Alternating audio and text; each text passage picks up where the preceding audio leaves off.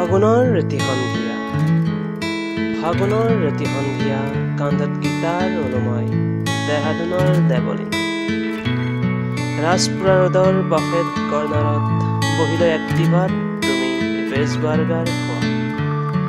কেতিয়াবা তুমি এফআৰআই গ্ৰাউণ্ডত বহি গীটাৰত লহৰ তুলি ব্ৰায়ান আডামছৰ বহু জনপ্ৰিয় সেই ছামাৰ অফ 69 গোৱা।